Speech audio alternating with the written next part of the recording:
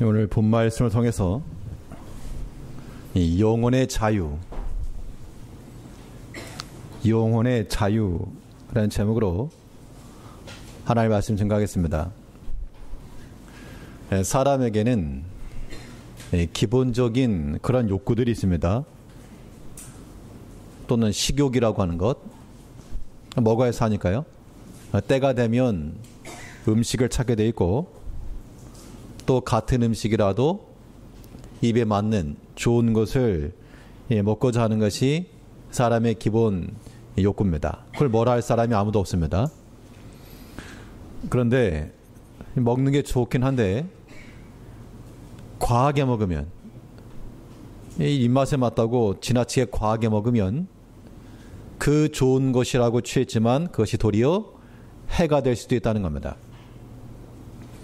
우리가 자유를 말할 때 이 자유라고 하는 것은 사람의 기본 욕구 중에 하나입니다.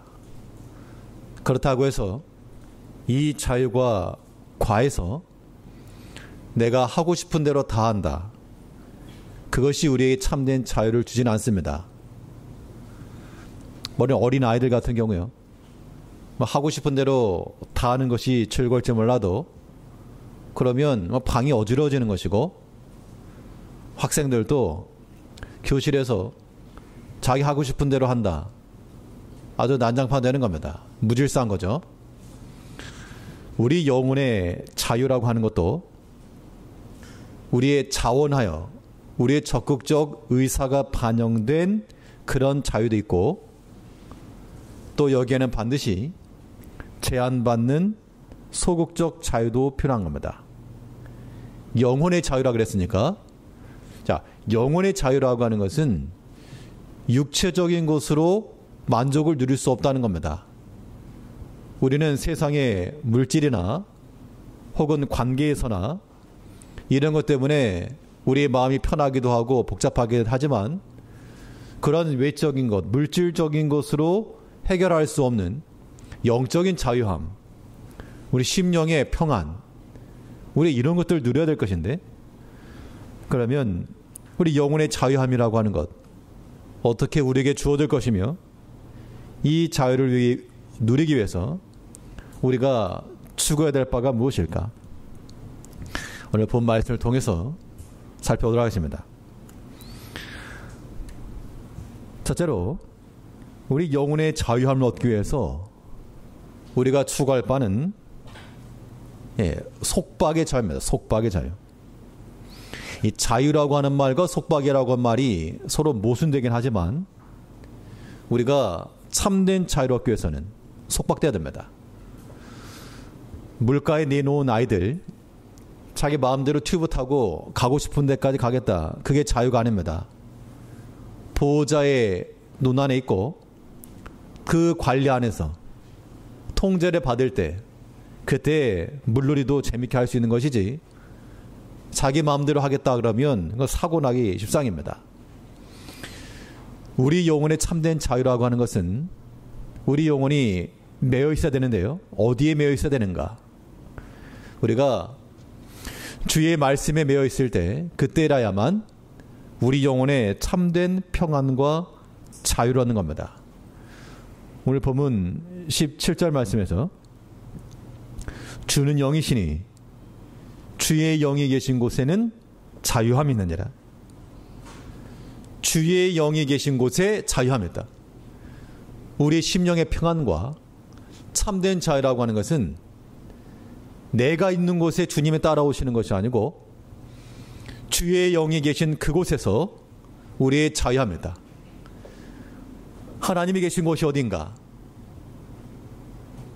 요한복음에 보게 되면 태초에 말씀이 계시니라. 이 말씀이 하나님과 함께 계셨으니 이 말씀은 곧 하나님이시라. 결국 하나님이 계신 곳에서 우리 영혼의 참된 자유를 얻는다라고 말하면, 그 하나님이 계신 곳에서부터 함께 하시는 그 약속의 말씀과 주의 말씀은 또한 우리 영혼의 자유를 주는 겁니다. 우리가 하나님 말씀 그러면 우리 영혼에 좋고 꿀과도 같고 그렇게만 생각하지만요, 때로는 그 말씀 때문에 우리가 고난당할 때도 있습니다. 그냥 하나님의 말씀 몰랐더라면 더 편하게 살았을 건데, 그놈의 말씀 때문에 이러지도 못하고 저러지도 못하고. 우리가 믿는 이 신앙인들로 살기 때문에, 특히 이 청년의 때도 그런 걸 많이 느꼈지만요. 내가 차라리 하나님 말씀을 몰랐으면 좀 더 자유롭게 살 건데, 하지 말라는 것도 많고, 가지 말라는 데도 많고. 그놈의 말씀 때문에 이러지도 못하고 저러지도 못하고. 직분자들 같으면, 내 직분만 안 맡았어도, 요것만 아니었어도, 내가 좀 더 편하게 선택하고 행동할 텐데, 이 직분 때문에 이러지도 못하고 저러지도 못하고. 부모님들이요, 자녀들 관계성 속에서 애들만 아니었으면 내가 진작에 이랬을 것인데, 애들 때문에 이러지도 못하고 저러지도 못하고. 우리가 하나님의 말씀을 우리가 아는 것, 그거 중요하지만, 좋은 것이지만, 때로는 그 말씀 때문에 도리어 뭣도 당할 수 있다? 고난당할 수 있다. 그게 속박입니다. 하나님의 말씀에 제한받는 거죠. 그래도 우리는 그 말씀에 메인바 되어서 언제까지 하나님께서 우리를 그 말씀에서 단련하실 때까지 그 말씀의 지도를 잘 받으시고 또한 순종하는 백성들이 되어야 됩니다. 그러라고 하나님께서 우리가 말씀 주시는 거예요. 예배 시간마다 혹은 각자의 그런 성경 묵상의 시간마다 하나님께서 우리가 말씀을 주시는 것은 떠내려가지 말라고, 안전하게 붙잡고 있으라고, 때가 이를 때까지. 때로는 그 말씀 때문에 고난당하기도 하고 내가 자유를 사용할 수 없다는 것처럼 느껴질지라도 그 말씀을 버리지 말고 그 말씀 응할 때까지 우리가 잘 연단을 받아야 됩니다. 요셉이 꿈을 꿨습니다. 그 형제들과 아버지가 자기에게 무릎을 조아리고 자기에게 절을 하는 꿈을 꿨습니다. 그 꿈 때문에 형들로부터 미움을 받았고 나중엔 배반을 받아 팔려나갔습니다. 그 꿈이라고 하는 것이 계시죠. 그 계시의 말씀이 그에게 주어졌는데 그 말씀 때문에 도리어 저가 고난받은 겁니다. 그런데 하나님의 때가 임하니까 그 말씀에 붙들려 있던 그 한 사람을 통하여 하나님께서 구원을 이루신 겁니다. 그래서 이 요셉의 이 사건을 가리켜 말하기를 그가 애굽 총리가 되었다 그렇게만 말하지 않았고 그 하나님의 뜻이 이루어질 때까지 그 말씀이 저를 뭐 했다? 단련하셨다. 그게 말씀에 메인바되고 말씀에 통제받는 겁니다. 시편 109편 19절 말씀에서 곧 여호와의 말씀이 응할 때까지라 그 말씀이 저를 단련하였도다. 단련함이라고 하는 것이 뭐 쉽게 가는 거 아닙니다. 여기에는 수고가 있기 마련이고 훈련이 있고 땀이 있고 아픔도 있고 요셉이 사랑하던 그 아버지를 떠났으니까 얼마나 큰 아픔이며 형제로부터 받은 상처며 또 애굽에서는 억울한 누명을 썼고 이 말씀 때문에 이 말씀이 응할 때까지 단련받느라고 그 고난의 때를 지난 겁니다. 속박받은 거죠. 그러나 그 말씀이 그를 얽어맨 것이 아니라 도리어 그를 자유롭게 한 겁니다. 우리가 이 하나님의 뜻이 응할 때까지 이 잠시의 연단의 때를 우리가 견디지 못한다 그러면 스스로 구명줄을 끊는 것과 같은 겁니다. 지금 당장에는 그 말씀이 없는 게 편할 것 같고 그 말씀 안 들리게 하는 것이 더 유익할 것처럼 보여도 절대 그렇지 않습니다. 왜 그런가?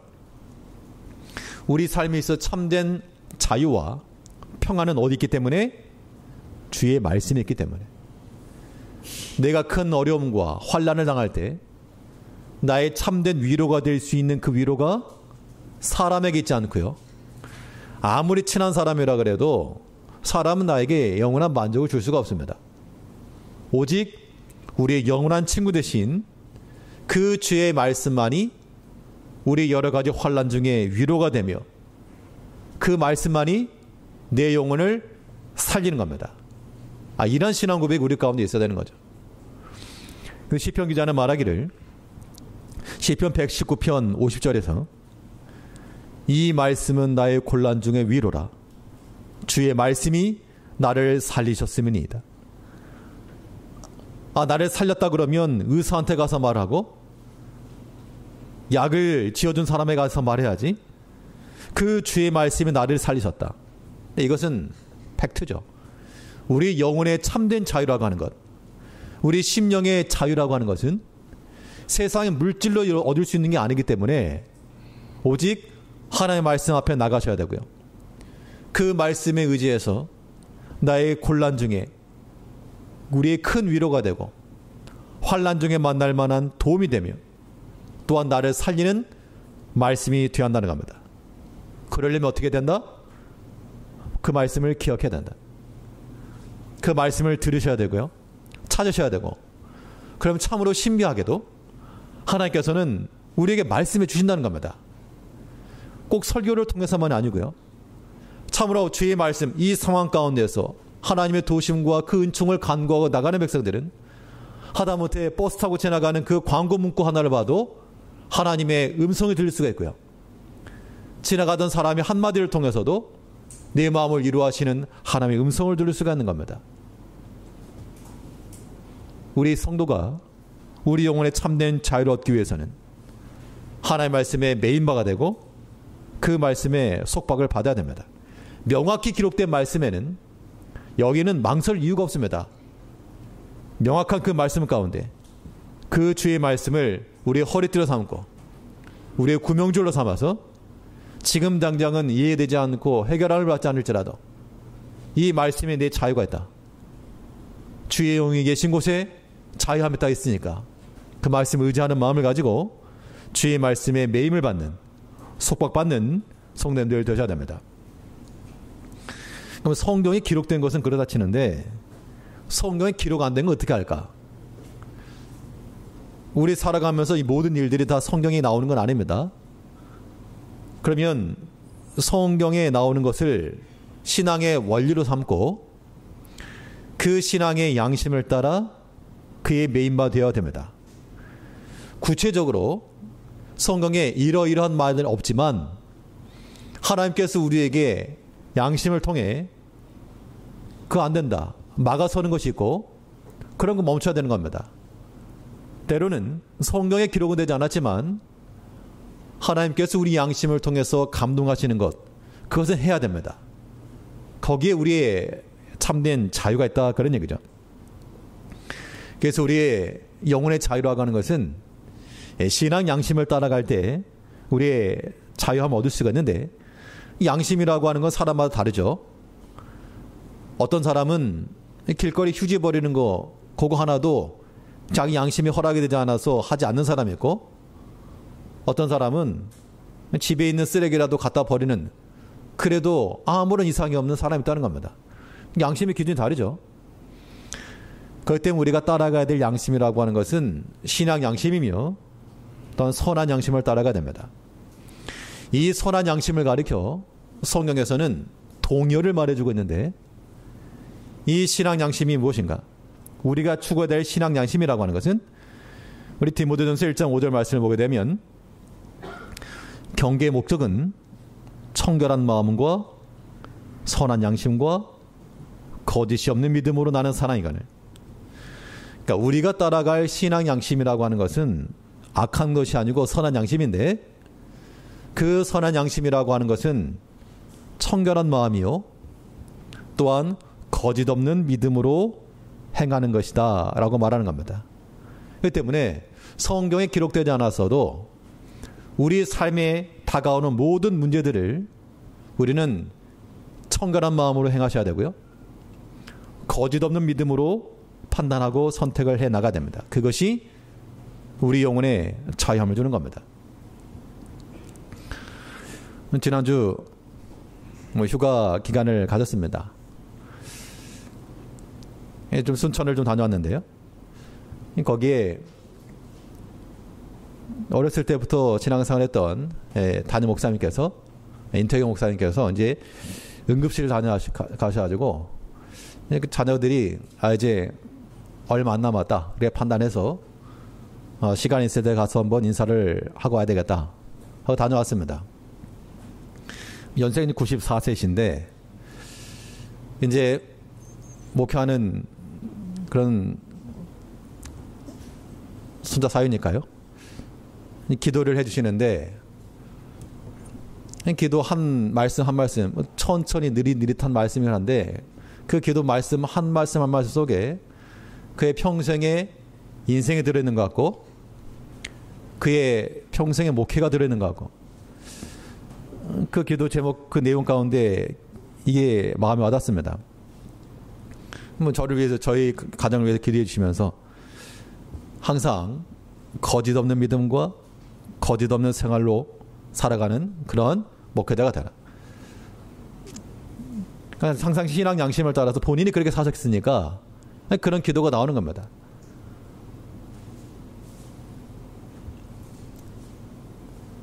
개인적으로는 처의 외할아버지니까 인척 관계는 한데 그런 관계를 떠나서 제가 참 존경하는 목사님이십니다. 여러 가지 면에서 참 양심적으로 신앙 양심을 따라 행한다는 것을 항상 거기서 제가 봤는데요. 근본에도 할머니도 계시는데 요양보는 계십니다. 좀 이제 치매가 계셔서. 근데 할아버지가 이제 얼마 안 남았으니까 할머니 곁에 있고 싶다. 그 순천에 있는 병원에 가셨는데 그 요양병원 바로 옆에 집을 얻으셔가지고 창문 열면 보이는 곳에 가겠다고. 가신 거죠. 근데 분당에 이제 사택이 하나 있었는데 그걸 처분하고 가졌습니다. 요즘 부동산 집값이 떨어져가지고 안 팔리기도 하고. 그런데 얼마 전에 팔렸답니다. 그럼 당연히 어떤 차익이 있겠죠. 그럼 당연히 보통 성도님 같으면 어떻게 하시겠습니까? 집을 팔아가지고 차익이 한 몇 억 생겼습니다. 그럼 어떻게 하시겠어요? 조용히. 누가 알까봐. 조용히. 혹시라도 누가 알까봐 조용히 지나가셔야죠. 그런데 다른 건 모르겠고 그 가장 먼저 하신 게 뭐냐면 그 이제 순천에 있는 그 교회를 목사님의 제자 한 분이 개척을 하셨다 그럽니다. 그러면 그 교회 약간의 빚이 있었는데 1억 4천의 빚이 있었습니다. 근데 할아버님께서 아무 저 집 팔면 저거부터 갚아라. 본인의 연고지도 아니고 사실 관련도 없죠. 자녀들 있으니까 보통 같으면 자녀들에게도 나눠줄 것만 한데 자녀들 나눠주겠죠. 그런데 가장 먼저 교회의 빚부터 갚아야지만이 내 마음이 편하겠다. 예전에 그 상등원에 있을 때에도 그 퇴직금 받으셔가지고 그거 다 헌금하신 거 제가 알고 있는데 그번에 제가 그 이야기를 듣고 누가 시킨 것도 아니고 누구에게 말할 것도 아니지만 참 거짓 없는 믿음, 신앙형심 참 그걸 보면서 저 할아버지가 배움의 정도가 적을지 몰라도 참 신앙의 본을 보여주는구나. 굉장히 존경하면서도 부끄러운 마음이 들었습니다. 우리는 보통 남에게 보일까 들킬까 감추고 쉬쉬하는 것이 우리의 보통의 마음인데 드러나도 전혀 부끄러울 것 없는 그런 신앙 양심을 따라 행하는 모든 모습들이 참 중요한 것이죠. 이제 우리가 그러한 삶을 살아가야 되겠습니다. 바울도 말했죠. 내가 범사에 양심을 따라 하나님을 섬겼노라. 성경에 그렇게 기록되지 않았어요. 이렇게 해라 저렇게 해라 없죠. 없지만 하나님께 주시는 그런 감동하심을 따라 속이는 거 없이 그 양심을 따라 하나님을 섬긴다는 겁니다. 우리가 보통은 나의 유익을 위해서 속이고 거짓으로 취하지만 그런 것들이 우리에게 참된 자유를 줄 수가 없습니다. 성경 뭐라 그랬습니까? 내가 속임으로 얻은 것은 나중에 어떻게 된다? 속이고 취한 식물이 우리 입에 좋아가지고 참 잘 먹었다. 참 다행이다 좋다 할지 모르지만 성경 뭐를 말했습니까? 잠언 20장 17절 말씀에 속이고 취한 식물은 맛이 좋은 듯 하나 후에는 그 입에 모래가 가득하게 되리라. 속이면 누가 모릅니다. 누가 모르죠? 들키지 않는 한. 속이고 취했으니까 좋다. 꽁으로 얻었네. 좋다. 맛이 좋다. 그런데 그 후에는 모래가 가득하게 될 것이다.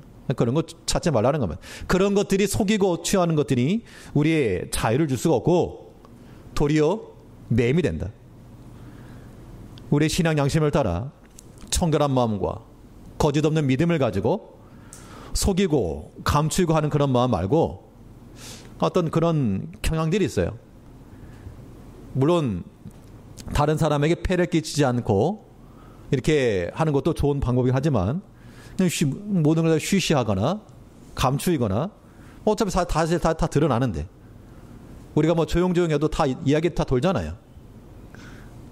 우리가 하나님의 교회 내에서 무엇인가 감추거나 속이거나 우리가 드러나서 부끄러울 것 같으면 우리 처음부터 신앙 양심을 따라 그건 취하지 말고 언제든지 것이 없는 청결한 마음을 가지고 거기에 메인바 되어야 됩니다.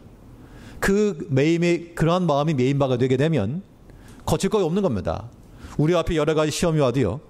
미혹 받을 것도 없고 고난이 온다 그래도 내가 회피할 마음도 없고 왜냐하면 우리 신앙 양심을 따라가는 거니까 하나님께서 내게 증거하시는 대로 그 믿음대로 하는 거니까 여기에는 거칠 게 없다는 겁니다. 그래서 바울이 말하기를 사도행전 20장 22절 말씀에서 보라 이제 나는 심령의 매임을 받아 예루살렘으로 가는데 저기서 무슨 일을 만났는지 알지 못하노라. 그의 육신의 영달을 위했다 그러면 예루살렘 가면 안 됩니다. 거기서는 이미 자기를 반대하는 자들이 바울 죽기 전에는 음식을 입에 대지 않겠다 서원한 사람이 40명이 서가지고 기다리고 있었기 때문에 예루살렘 들어가는 것은 죽으러 가는 길이죠. 자기 목회적 편안함을 위했다 그러면 이방 교회에 얼마든지 취할 수 있었으나 그러나 심령의 매임을 받아 비록 거기에 결박과 환란이 나를 기다린다고 하시나 주 예수께 받은 사명을 마치려 하면은 나의 생명을 조금도 귀한 것으로 여기지 아니하노라 하면서 그의 심령의 매임을 따라 그 신앙 양심을 따라 하나님께서 지시하시는 그곳을 향하여 믿음으로 나갔다는 겁니다. 이것이 우리 성도들의 자유를 주는 겁니다. 성도님들은 무엇에 매여 있습니까? 보통은 물질에 매여 있어 계실 것이고 때로는 자녀들에게 매여 계실 것이고 못 끊어요. 못 끊어. 사람과의 관계성에 매여 계실 것이고 그것도 못 끊어요. 내가 손해받는 거 내가 또 오해받는 거 그거 견딜 수가 없고 참을 수가 없고 예수님께서는 숱한 오해와 모든 거 다 인내하고 견디셨는데 우리 예수님을 따라가는 주의 제자들이라 말하면서 스승의 모습은 눈꼽만치도 따라가지 않는 다 자기를 위하고 자기 영광을 위하고 이것이 우리에게 영혼의 자유를 줄 수가 없다는 겁니다. 이제 우리가 다 심령의 매임을 받아 하나님의 말씀에 매임을 받아 그의 말씀을 따를 것이며 또한 청결하고 거짓이 없는 믿음을 따라 범사의 신앙 양심을 따라 하나님께 속박되며 그 속박됨 속에서 우리 영혼의 자유함을 누릴 수 있는 성도님들 되셔야 되겠습니다. 근데 자유라고 하는 말이 속박되는 것으로만 자유라고 말할 수 없고 제한받는 것도 좋긴 한데 이제는 우리의 의지를 통하여 우리의 자원하는 마음을 통하여 자유의 행동이 나타나야 됩니다. 속박이라고 하는 것에 대한 반대를 속박에서부터 벗어난다. 우리가 탈박이라고 말한다 그러면 우리 신앙의 참된 자유는 또한 탈박에서도 오는 겁니다. 그럼 무엇에서부터 이탈하고 무엇에서부터 벗어날 것인가? 당연히 이 모든 죄악된 행실에서부터 벗어나야 되겠죠. 주의 영이 계신 곳엔 자유함이 있다. 그럼 하나님의 영이 어디 계실까? 죄와 병행할 수 없습니다. 죄악된 자리에 주의 영이 계실 리 만무함으로 우리가 참된 영혼의 자유함을 얻기 위해서는 모든 죄악된 행실을 다 버려야 됩니다. 우리 본문 3장 16절 말씀에서 그러나 언제든지 주께로 돌아가면 그 수건이 벗어지리라. 지금 이 구약을 읽는 백성들 마음속에 수건이 가려져 가지고 참된 자유의 말씀을 알지 못한다, 그런 뜻인데, 언제든지 주께로 돌아가면, 주께로 돌아가면이라는 그 말은 이미 지금 떠나 있다는 겁니다. 어떤 이유가 되었건 주께로부터 떠나 멀리 있는 경우 언제든지 주께로 돌아가라. 그리하면 그 수건이 벗어질 것이다. 우리 심령의 매임이나 마음의 모든 것들도 이 벗어지게 되어 있다는 겁니다. 죄라고 하는 것이 우리를 얽어매는 포승줄과도 같은 겁니다. 죄라고 하면 우리가 자유를 줄 것 같지만 그 죄를 한번 범하고 나면 어떻습니까? 괴롭죠. 그 죄의 결말이 우리의 손목과 발목을 꽁꽁 묶어버린다는 겁니다. 그렇기 때문에 참된 자유를 얻기 위해서는 어떻게 하시라?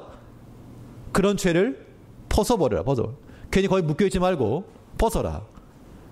이 모든 것들은 우리에게 무거운 것이며 우리를 올가매는 그러한 줄과도 같은 것이다. 히브리 12장 1절 말씀에서는요, 이러므로 우리에게 구름같이 둘러싼 허다한 증인들이 있으니 모든 무거운 것과 얽매기 쉬운 죄를 벗어버리고. 스스로 고난에 빠지겠다고 죄를 지은 사람 없습니다. 아담과 하와가 선악과를 따먹을 때에도 에덴에 쫓겨나야지 그러면서 선악과 따먹은 게 아니라, 아, 참 맛있겠다, 저거 먹으면 눈이 밝아지겠다, 그래서 선악과를 먹은 거죠. 성경에 나오니까 어떤 죄악된 현장을 봐도 나 저거 죄를 짓고 죽어야지, 손해나야지, 그러고 죄를 지는 사람이 없고 저걸 통해서 내가 뭘 얻어야 되겠다, 좀 감추고 좀 숨겨야 되겠다, 그래서 내 부를 쌓아야 되겠다, 그런 마음으로 죄를 짓지만 그것이 도리어 자기에게 무거운 것이 되고 자기의 얽매이는 죄가 되었다는 겁니다. 그런 의미에서 우리 모든 성도님들께서 죄악된 행실들, 이것들을 허락하지 않아야 됩니다. 언제든지 주께로 돌아가면 그의 수건에 벗어질 것이다. 안 돌아가면 그대로 있을 것이다. 이 마음이 여전히 답답함이 있을 것이고 괴로움이 있을 것이고.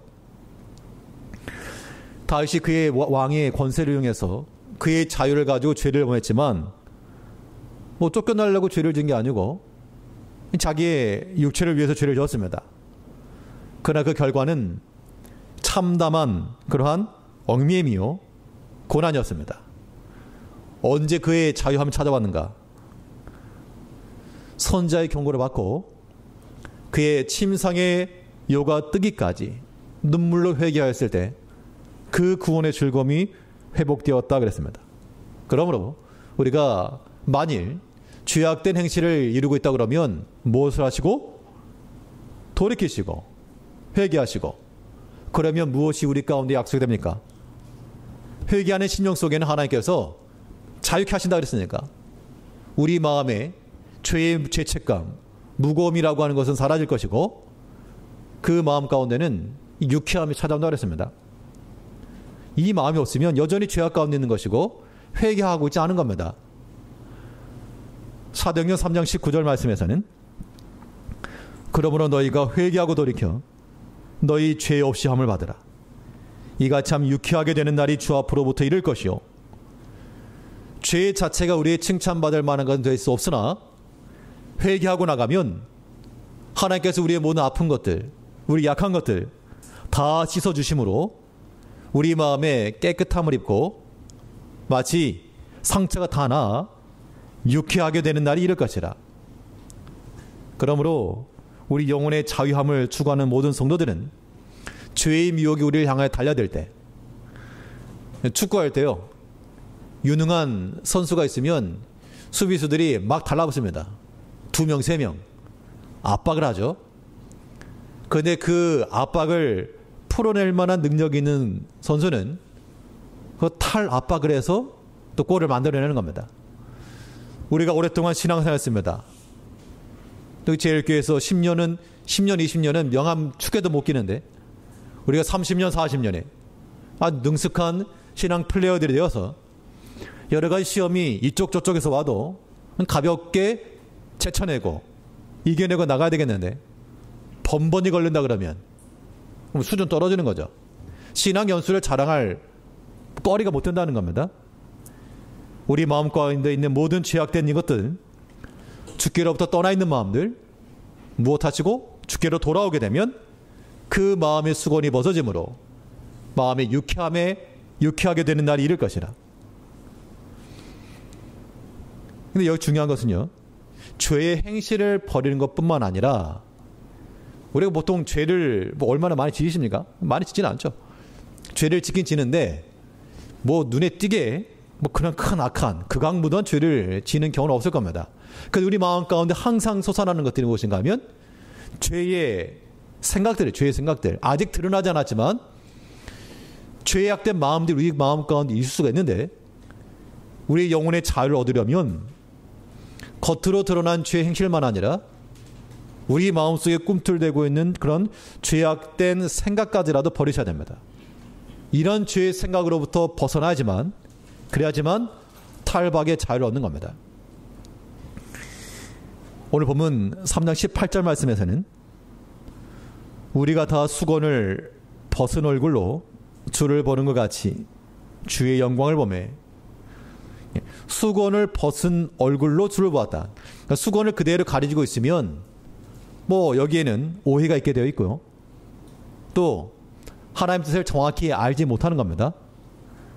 그 상태에서 하나님의 뜻이 정확히 드러나지 않았다라고 하는 것은 사람의 생각이나 세상의 제도나 이런 것들이 끼어 있다는 겁니다. 믿음을 하지 않는 모든 것들을 죄라 하였으므로 우리가 믿음을 행하지 아니하며 하나님의 말씀을 가려놓고 듣지 않고 행하는 모든 것들, 이 또한 우리에게 자유를 주는 것이 아니라 얽매는 겁니다. 그럼 우리가 할 일은 무엇인가? 우리 마음 가운데 있는 그런 죄악된 생각을 버리셔야 되는데, 죄악된 생각이 뭘까? 남을 해쳐야지, 훔쳐먹어야지, 그런 생각을 가리켜 죄악된 생각이라고 말하는 건 아닙니다. 물론 그것도 죄악된 생각인데, 우리 가운데 그런 생각하는 사람이 많지 않잖아요. 훔쳐먹어야지, 사기쳐야지, 그런 악한 생각하는 분들은 많지 않을 것이기 때문에 그런 생각을 버려라, 그런 의미가 아니라, 우리가 버려야 될 죄악된 생각이라고 하는 건 무엇인가 하면